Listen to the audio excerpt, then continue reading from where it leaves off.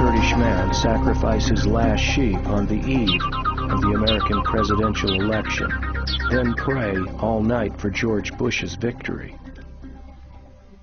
Why did this Kurdish teenager write a poem expressing his thanks to Tony Blair, George Bush, and the American people? Why is it that the flag of Kurdistan flies over northern Iraq instead of the national flag of Iraq? The answer to these three simple questions provides an insight into the ongoing conflict in this region and why American intervention was necessary. Our world is petroleum-driven, a great juggernaut of a mechanism encompassing the whole planet, consuming rivers of oil to fuel millions of cars, light megacities, and power the industrial demands of whole nations.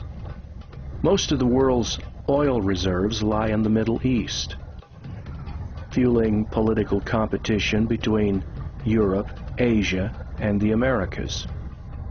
Most people disdain the politics of oil. During the first days of the Iraq War, it was in vogue to make such statements as "no blood for oil," as if it were that simple. Without fuel, the juggernaut collapses, destroying the economy of the whole earth. This reality breeds the nightmare of political wrangling and agenda we all face on a daily basis, as we're regaled with an unstaunched flow of media news worldwide. Political expedience aside, there are real human issues at stake here. Multitudes of innocent lives are caught in the crossfire of modern power brokering. The Kurds of Iraq are one of these cultures. Until the American and British intervention, they faced annihilation as a people. The Iraqi regime under Saddam Hussein executed a systematic displacement of the Kurds from their traditional homelands. Seizing their properties and Arabizing their lands, many Kurds were forcibly relocated while multitudes of others were exterminated.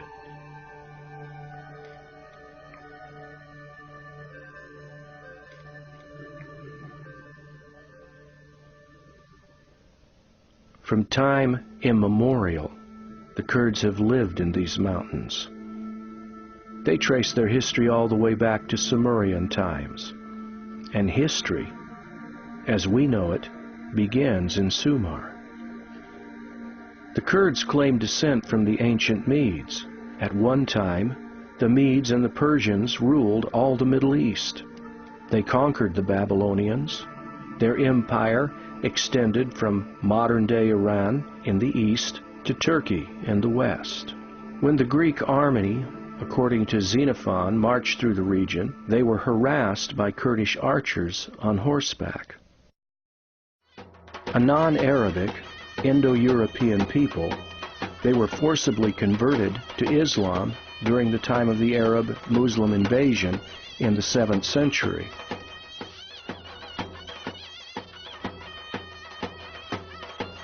The Kurds maintained control over their territory, now called Kurdistan, or the land of the Kurds, under many political banners until World War I, when the Ottoman Turkish Empire allied itself with Imperial Germany. After the defeat of Germany and the Ottoman Empire, the Western Allied forces divided up the Middle East into its current configuration, without regard for the Kurds or their rights. Originally, the Treaty of Sèvres, signed in 1920, promised them their own territory. It provided for an independent Kurdistan. The treaty was never ratified, and another treaty, that of Lausanne, was signed in 1923 favoring the Arab, Turkish, and Persian states. The Kurds were ignored by the great powers. Their land was divided into the surrounding states. These people, who had roamed their lands freely for millennia, now found their culture divided by new national boundaries. Because of the unrest that this injustice caused, There were many uprisings among the Kurds in Iraq, Turkey, and Iran.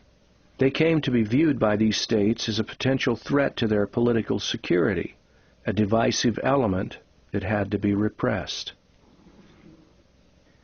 This has been the history of the Kurdish people since World War I, birthing within them a new sense of nationalism and a desire for a nation of their own.